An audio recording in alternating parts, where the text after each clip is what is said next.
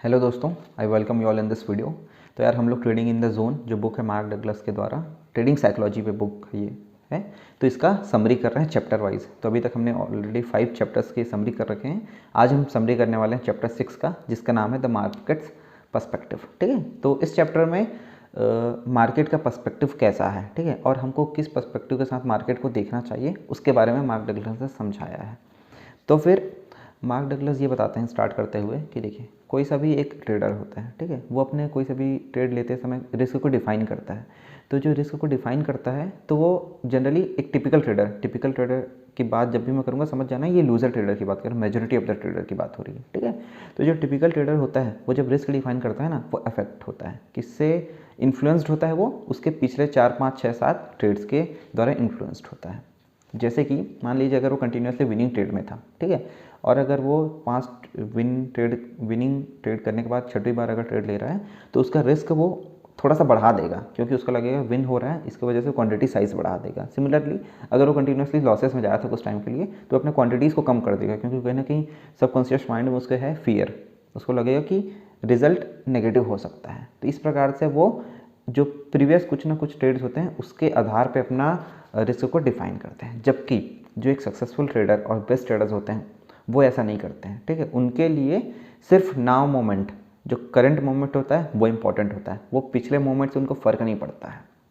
तो कई लोगों को लगता है यार कि जो प्रेजेंट मोमेंट होता है, करंट मोमेंट पे फोकस करना है ना, फोकस लेकर आना, इस प्रकार का जो माइंडसेट है वो जो बेस्ट ट्रेडर्स होते हैं वो उनमें इनबिल्ट होता है, लेकिन ऐसा नहीं है ना। मार्क डगलस बताते हैं उनके 18 साल के करियर में अभी तक जितने भी ट्रेडर्स के साथ उन्होंने बातचीत किया है, उनसे उनको पता चला है कि हर वो ट्रेडर जो एक अच्छा ट्रेडर है, बेस्ट ट्रेडर है, उसने खुद के माइंड को प्रेजेंट मोमेंट पर सोचने के लिए ट्रेन किया है।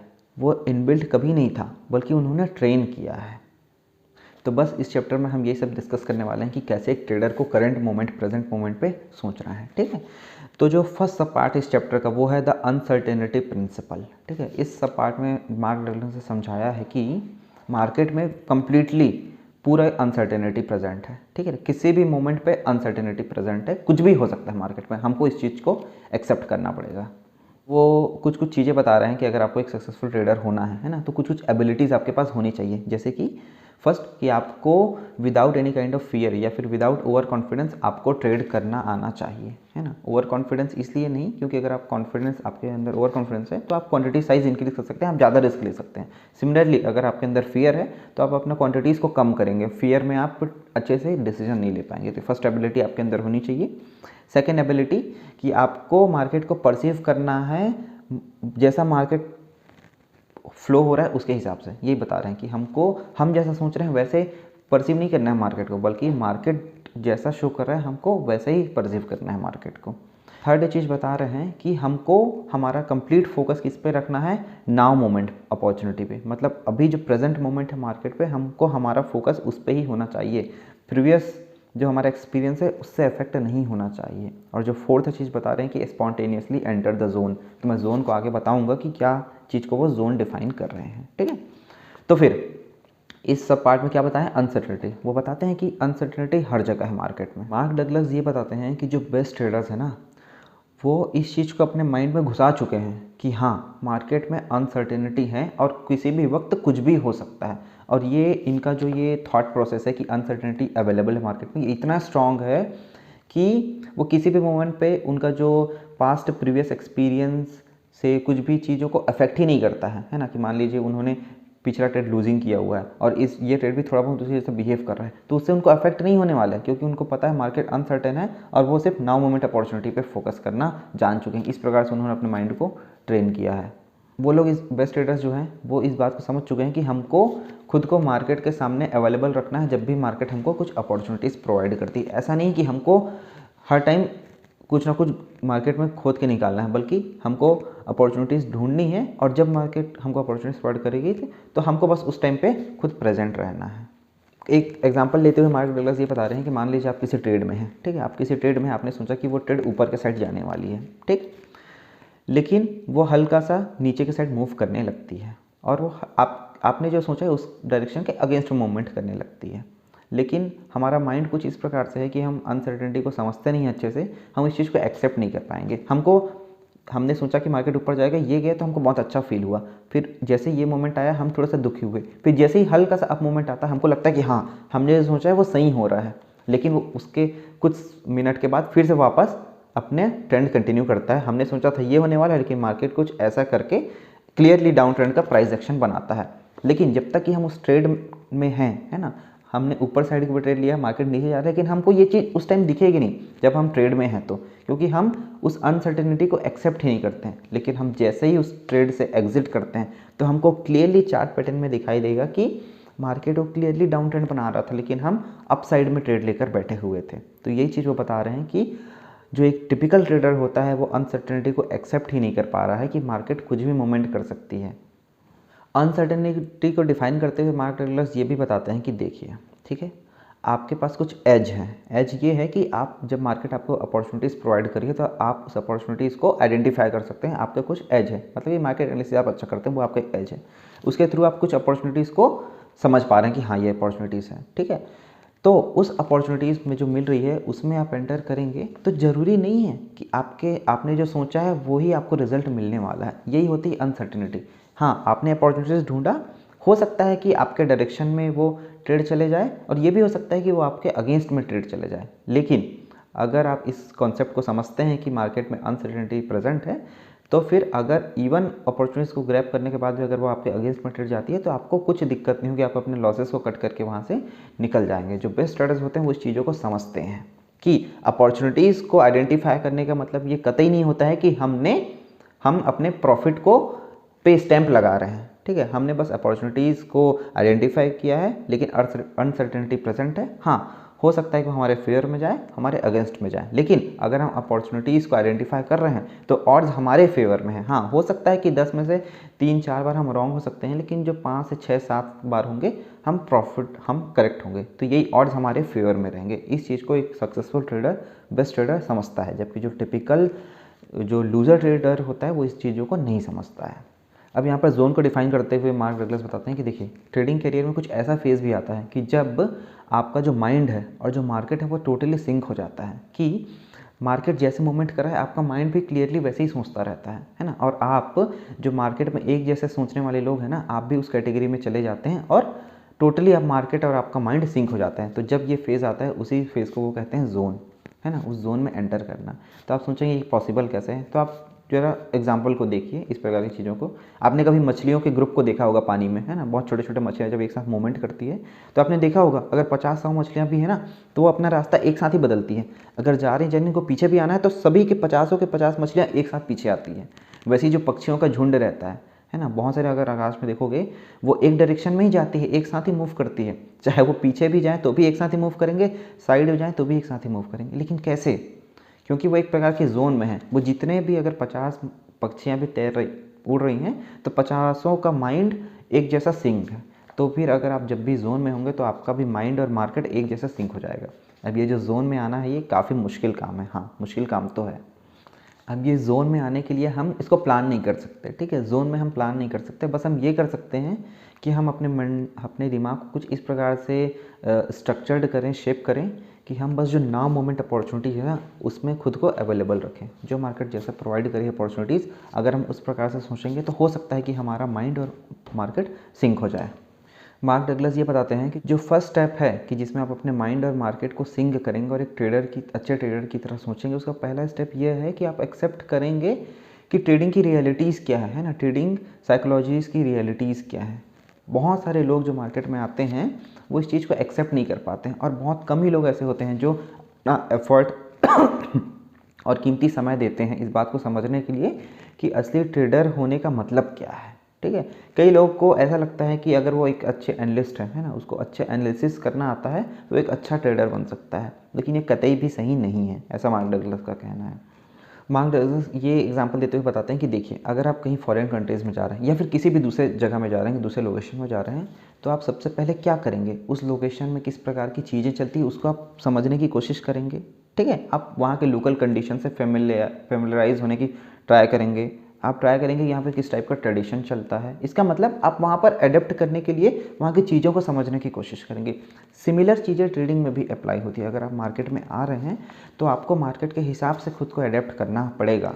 समझना पड़ेगा कि यहाँ पर किस प्रकार का कल्चर चलता है, किस प्रकार का ट्रेडिशन चलता है, किस प्रकार के साइकोलॉजिकल मूवमेंट्स होते हैं। उस प्रकार से आपको खुद को अडेप्ट करना पड़ेगा, खुद के मेंटल स्ट्रक्चर को उसके हिसाब से अडेप्ट करना पड़ेगा। तो जो मेन चीज़ क्रक्स था इस पार्ट का अनसर्टेनिटी का, वो यही था कि मार्केट अनसर्टेन है, वो किसी भी टाइम पे कुछ भी मोमेंट कर सकती है। बस हमको खुद के माइंड को प्रेजेंट मोमेंट पे फोकस करके रखना है, और जो प्रीवियस हमारे रिजल्ट क्या है उससे हमको प्रेजेंट मोमेंट पे इफेक्ट नहीं होना चाहिए। इस प्रकार से हमको अपने मेंटल को स्ट्रक्चर करना है, और इस बात को समझना है कि अपॉर्चुनिटीज़ को हमको ग्रैब करना है, लेकिन ग्रैब करने का मतलब ये नहीं है कि वो हमारे फेवर में ही जाने वाली है, ठीक है। उसका आउटकम कुछ भी हो सकता है, क्योंकि मार्केट इज़ अनसर्टेन। तो जो सेकंड पार्ट है इस चैप्टर का वो है the markets most fundamental characteristic, ठीक है। जो मार्केट का मोस्ट फंडामेंटल करेक्टरिस्टिक है वो है कि मार्केट खुद को अनगिनत तरीके से प्रस्तुत कर सकती है आपके सामने, ठीक है। अलग अलग टाइप से आपके सामने पेश हो सकती है मार्केट किसी भी टाइम पर, ये उसका एक फंडामेंटल कैरेक्टरिस्टिक है, ठीक है। अब किसी भी चीज़ आदमी को अगर आप बोलोगे जिसने ऑलरेडी कभी मार्केट को फेस किया है, उसका मोमेंटम एंड वोलेटिलिटी को देखा है, तो एग्री करेगा हाँ यार मार्केट हर टाइम कुछ ना कुछ कैसे भी बिहेव करती है, एकदम इन्फिनाइट तरीके से बिहेव कर सकती है। लेकिन लोगों की आदत है कि लोग चीज़ों को ग्रांटेड लेते हैं, ठीक है, ग्रांटेड लेते हैं, और यही वो कारण है जिसकी वजह से वो बहुत छोटे छोटे ट्रेडिंग एरर्स करते हैं, जिसकी वजह से उनको बहुत भारी नुकसान चुकाना पड़ता है मार्केट में आकर, ठीक है। तो फिर मार्केट डगलस ये बता रहे हैं, देखो मार्केट का सबसे फंडामेंटल यूनिट क्या है, ट्रेडर्स। अब ये फंडामेंटल यूनिट ट्रेडर्स क्यों हैं वो सुनिए। इसलिए देखिए, किसी भी मोमेंट पर मार्केट में जो भी प्राइजेस होते हैं ना, शेयर के प्राइस में, स्टॉक के प्राइजेस, मार्केट का खुद का प्राइस हो, वो मोमेंट जो करता है, चेंजेस होता है, वो किसकी वजह से होता है, ट्रेडर्स की वजह से होता है। क्योंकि किसी भी पॉइंट पर यहाँ पर ट्रेडर्स, ये एक बायर्स है, सेलर्स है, वो किसी पर्टिकुलर प्राइस पर खरीदने और बेचने के लिए एग्री कर रहे हैं, इसलिए उस पर्टिकुलर मोमेंट में करंट मार्केट प्राइस वो दिखा रहा है। तो हर मोमेंट पर अलग अलग प्राइजेस पर बायर्स एंड सेलर्स किसी स्टॉक को लेने के लिए एग्री करेंगे, तो इस वजह से हर टाइम वो मोमेंट होते रहता है, ठीक है, फ्लक्चुएशंस आते रहता है प्राइस में, ठीक है। ये चीज़ समझ आ गया कि मोस्ट फंडामेंटल यूनिट क्या है, ट्रेडर्स है। अब इसके बाद मार्क डगलस ने चीज़ों को थोड़ा सा अच्छे से समझाने की कोशिश किया, बट वो कॉम्प्लेक्स है। उसके बाद एग्जाम्पल से भी समझा है, तो मैं आपको डायरेक्टली एग्जाम्पल के थ्रू समझाता हूँ, तो चीज़ें काफ़ी आसान हो जाएगी, ठीक है। तो फिर मार्क डगलस ये बताते हैं कि कुछ साल पहले, है ना, मार्क डगलस के पास एक ट्रेडर आता है और उनसे मदद मांगने के लिए उनके पास एक ट्रेडर आता है, और वो मार्क डगलस ये बताते हैं, ये जो ट्रेडर आया रहता है ना उनके पास, वो बताते हैं कि अभी तक मार्क डगलस जितने भी ट्रेडर से मिले हैं ना, उनमें से अभी जो आया है मदद मांगने के लिए वो काफ़ी अच्छा एनालिस्ट है। काफ़ी अच्छा क्या, ये सब में बेस्ट है, ऐसा भी बोल दे रहे हैं मार्क डगलस, है ना। लेकिन वो जो आदमी आया है अभी, वो खुद का पैसा मार्केट में हारने के बाद, खुद के साथ साथ बाकियों का पैसा भी मार्केट में उड़ाने के बाद, लॉस करने के बाद बहुत ज़्यादा फ्रस्ट्रेट हो चुका है। और उसके बाद ये बात उसे समझ आई कि नहीं, एज अ ट्रेडर मुझे और भी चीज़ें, कई सारी चीज़ें मुझे सीखनी बाकी है। ये वो रियलाइज़ करता है, एक्सेप्ट करता है, और उसके बाद मार्क डगलस के पास आता है, मतलब अभी आया है हेल्प मांगने के लिए, ठीक है। तो फिर मार्क डगलस ये बताते हैं कि ये जो आदमी उनसे हेल्प मांगने के लिए आया है, इसके साथ काफ़ी लंबी बातचीत करने के बाद डगलस जी को ये समझ आता है कि इस आदमी में बहुत सारा साइकोलॉजिकल डिफेक्ट प्रेजेंट है ना, बहुत सारे साइकोलॉजिकल डिफेक्ट्स प्रेजेंट है। और उन सभी साइकोलॉजिकल डिफेक्ट्स में से सबसे बड़ा डिफेक्ट जो इनको पता चला वो ये कि इसमें फ्लेक्सिबिलिटी नहीं है। फ्लेक्सिबिलिटी इन द सेंस इसका माइंड फ्लेक्सिबल नहीं है, और ये बहुत ज़्यादा एरोगेंट है, बहुत ज़्यादा एरोगेंट है ये, इसका माइंड फ्लेक्सिबल नहीं है। डगलस जी ये बताते हैं, देखिए हमको पता है कि मार्केट क्या है, अनसर्टेन है, किसी भी मोमेंट पे कुछ भी बिहेव कर सकता है मार्केट इन्फिनाइट तरीके से, ये चीज़ हमको पता है, ठीक है।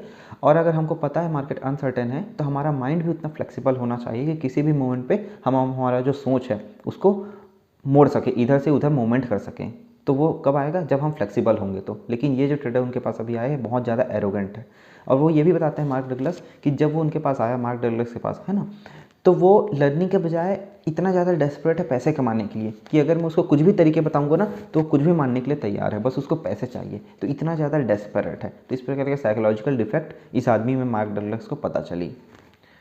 तो फिर मार्क डगलस ने उसको एक वो दिया, सजेशन दिया, ठीक है। उससे बहुत सारी बात करने के बाद ये बताया कि देखो यार, अब तुम्हारी कंडीशन ऐसी है कि तुम लूज़ नहीं करना चाहते मार्केट से, सिर्फ अर्न करना चाहते हैं। तो मार्क डगलस ने उसको बताया कि एक काम करो, तुम मार्केट में भी कुछ टाइम के लिए दूरी बना लो, ठीक है ना। मार्केट में तुम लाइव ट्रेड मत करो, बल्कि कुछ ऐसा काम करो, ऐसा जॉब ढूंढो जिसमें तुम सच में अच्छे हो। इस प्रकार का सजेशन मार्क डगलस उस आदमी को देते हैं। और वो आदमी, क्योंकि वो ज्ञान लेने के लिए इतना ज़्यादा डेस्परेट था कि वो मान जाता है इस बात को, है ना, इजीली एक्सेप्ट कर लेता है और वो जाता है एक एनालिस्ट फर्म में, है ना, ब्रोकिंग फर्म में जाता है और एज अ एनालिस्ट, क्योंकि काफ़ी अच्छा एनालिस्ट है, ऑलरेडी मार्क डगलस ने बताया, तो ये एज अ एनालिस्ट वहाँ पे जाके ज्वाइन कर लेता है उस जॉब को। तो वो फिर जिस ब्रोकिंग फर्म को ज्वाइन करता है वहाँ पर एक 40 साल के बहुत बुजुर्ग आदमी रहते हैं जो कि उसके चेयरमैन होते हैं, ठीक है।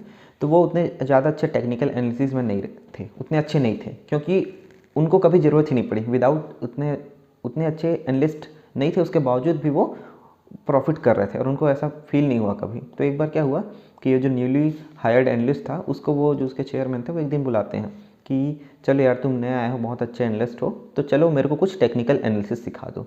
तो ये बात जैसे ही इसको पता चलती है न्यू हायर्ड एनालिस्ट को, जो कि ट्रेडर है, हेल्प मांगने के लिए गया है, तो वो लगता है कि ये तो मेरे लिए बहुत अच्छी अपॉर्चुनिटी है मेरे को अपने स्किल्स शो ऑफ करने के लिए, है ना। तो उसको लगता है कि बहुत अच्छी अपॉर्चुनिटी है, चलो मैं दिखाता हूँ कि कितना अच्छा एनालिस्ट हूँ मैं। तो इस प्रकार से वो फटाक से उस अपॉर्चुनिटी को ग्रैब करने के लिए रेडी हो जाता है और अपने चेयरमैन को टेक्निकल एनालिसिस सिखाने लगता है। तो फिर वो जब टेक्निकल एनालिसिस करता रहता है ये न्यूली हायर्ड एनालिस्ट, तो वो एक कोई सा मेथड यूज़ कर रहा है, उसका नाम है शायद पॉइंट एंड लाइन। तो पॉइंट एंड लाइन मेथड में कुछ ऐसा होता है कि अगर उस पॉइंट में अगर प्राइस कभी आता है तो फटाक से ऊपर के साइड एक रेजिस्टेंस, नीचे की साइड एक सपोर्ट लाइन पता चल जाता है कि ये सपोर्ट लेवल है, ये रेजिस्टेंस लेवल है ना। और इस प्रकार से वो लेवल्स पता चल जाते हैं। तो वो बताता है कि जब ये दोनों बैठे होते हैं, उसका चेयरमैन और ये एनालिस्ट, तो फिर वो जब स्क्रीन में देख रहे होते हैं तो मार्केट प्राइस जैसे ही उस पॉइंट पे आता है, इसका ट्रिगर करता है इसका सेटअप, और वो बताता है कि देखिए अगर मार्केट इस लेवल पर आता है, इस रेजिस्टेंस लेवल के पास, तो वहाँ से मार्केट तुरंत रिवर्स करके नीचे आ जाएगा। सिमिलरली अगर ये मार्केट नीचे के साइड जाता है इस सपोर्ट लेवल पर, ये पर्टिकुलर प्राइस है, तो यहाँ पर सपोर्ट लेकर मार्केट ऊपर चले जाने वाला है। इस प्रकार से ये अपना एनालिसिस समझा देता है और साथ ही साथ ये भी बताता है कि अगर ये ऊपर के साइड जाएगा तो जैसे ही रेजिस्टेंस करके हम वहाँ पर एंट्री करेंगे शॉर्ट सेल के लिए, ठीक है, ये बताता है। वैसे ही और अगर ये नीचे जाएगा इस लेवल पर तो हम यहाँ पर एंट्री करेंगे बाय के लिए सपोर्ट लेवल पर। और वो ये भी बताता है कुछ एनालिसिस करने के बाद कि ये जो उसका सपोर्ट लेवल है, अगर यहाँ से मार्केट रिवर्स होने लगता है, सपोर्ट लेने लगता है, तो वो आज के डे का ये लो पॉइंट भी होने वाला है। तो ये बहुत श्योरिटी के साथ वो अपने चेयरमैन को बताता है अपनी एनालिसिस को। फिर चेयरमैन और ये एनालिस्ट दोनों बैठ के उस पर्टिकुलर सोयाबीन का कोई सा स्टॉक का रहता है, उसके प्राइस के मोमेंटम को देखते रहते हैं। तो जब वो देख रहे हैं तो मार्केट धीरे धीरे इस एनालिस्ट ने जो बताया है उस लेवल के आसपास आने लगता है, ठीक है, नीचे सपोर्ट के आसपास। तो चेयरमैन उसको देखते हैं और बोलते हैं कि क्या यही वो पॉइंट है जहाँ पर से ये सपोर्ट लेके ऊपर जाने वाला है। तो फिर जो न्यूली हायर्ड एनालिस्ट बोलते हैं एब्सोल्युटली यही वो पॉइंट है, यहाँ से ही सपोर्ट लेकर ऊपर जाने वाला होता है। तो फिर ये सुनने के बाद चेयरमैन तुरंत ही कॉल लगाते हैं अपने किसी सेक्रेटरी को और बोलते हैं कि 2 मिलियन शेयर्स ये जो भी सोयाबीन का स्टॉक है इसका फटाक से सेल कर दो, ठीक है। तो जैसे ही वो सेल करने के लिए ऑर्डर उधर कॉल करते हैं, 30 सेकंड के अंदर वो जो पॉइंट बताया रहता है एनालिस्ट कि मार्केट यहाँ पर ही आज का लो बनाएगा, यहाँ से सपोर्ट लेके जाएगा, वहाँ से बहुत नीचे चला जाता है ना, उस पॉइंट में सपोर्ट नहीं होता, बहुत नीचे गिर जाता है। फिर जो ट्रेडर रहता है एनालिस्ट, वो शेयरमैन को बहुत एकदम एक्सक्लेमेटरी फेस के साथ उसको देखता है, बहुत शॉक्ड हो जाता है और उसको देखता है। तो यहाँ पर चेयरमैन उससे पूछते हैं तुमने तो बोला था ना इस पॉइंट पे इसको सपोर्ट लेना चाहिए था। तो वो एनालिस्ट बोलता है कि हाँ, तो क्यों नहीं लिया। फिर वो कुछ बोल नहीं पाता है। तो इस बार चेयरमैन उसको बोलते हैं कि अरे भाई, अगर ये चीज़ मैं कर सकता हूँ यहाँ बैठ के, तो इस दुनिया में कोई भी ये चीज़ कर सकता है। तो ये बहुत ही मज़ेदार चीज़ पता चली। तो इसमें यही मार्केट एड्रेस बता रहे हैं कि देखिए, तो वो चेयरमैन बताते हैं कि अगर ये चीज़ मैं कर सकता हूँ तो कोई भी कर सकता है ना। तो मार्केट ये बता रहे हैं कि किसी भी प्राइस आप जो एनालिसिस सोच रहे हैं उसके अगेंस्ट में होने के लिए एक ही ट्रेडर काफ़ी है, ठीक है, एक ट्रेडर ही है, एक ट्रेडर ही काफ़ी है उस चीज़ को, आप जो सोच रहे हैं उस एनालिसिस को रॉन्ग प्रूफ करने के लिए। इसलिए जो बेस्ट ट्रेडर्स होते हैं, है ना, वो कभी भी ट्रेड में एंटर करने से पहले अपने रिस्क को डिफ़ाइन करते हैं। आपको रिस्क को डिफ़ाइन करना ही पड़ेगा, क्योंकि मार्केट क्या है, अनसर्टेन है, किसी भी मोमेंट में कुछ भी हो सकता है। हाँ, आपने कुछ अपॉर्चुनिटी ढूंढी है, अगर वो उस अपॉर्चुनिटी में आपको एंटर करना है, एंटर करने का मतलब ये नहीं कि अपॉर्चुनिटी आपके फेवर में ही जाएगी, वो अगेंस्ट भी जा सकती है। इसलिए जो बेस्ट ट्रेडर्स होते हैं वो कभी भी अपॉर्चुनिटीज़ में एंटर करने से पहले अपने रिस्क को डिफ़ाइन करते हैं।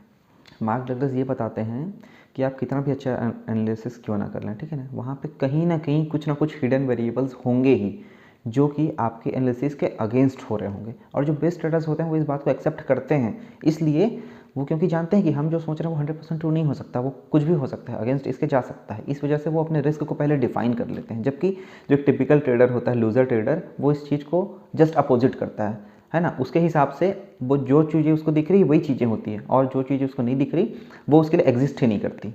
लेकिन ऐसा नहीं है, आपको जो नहीं दिख रही उसके अलावा भी बहुत सारी इनविजिबल चीज़ें हैं, और इन इनविजिबल चीज़ों के कारण जो इफेक्ट हो सकता है उसको प्रिवेंट करने के लिए हमको अपने लॉसेस को कंट्रोल करना पड़ेगा, अपने रिस्क को डिफाइन करना पड़ेगा। ठीक है, तो मार्क डगलस 3 फंडामेंटल रूल्स बता रहे हैं, ठीक है, प्रिंसिपल्स बता रहे हैं, अगर जिसको अपन फॉलो करेंगे तो हम ये जो इमोशनल या फिर फाइनेंशियल सुसाइड हम ट्रेडिंग करियर में करते हैं उसको नहीं करेंगे। जो 3 फंडामेंटल प्रिंसिपल्स ये है कि फर्स्ट, प्री डिफाइनिंग अवर रिस्क, ठीक है, क्योंकि मार्केट अनसर्टेन है इसलिए हमको अपने रिस्क को प्री डिफाइन करना ही पड़ेगा।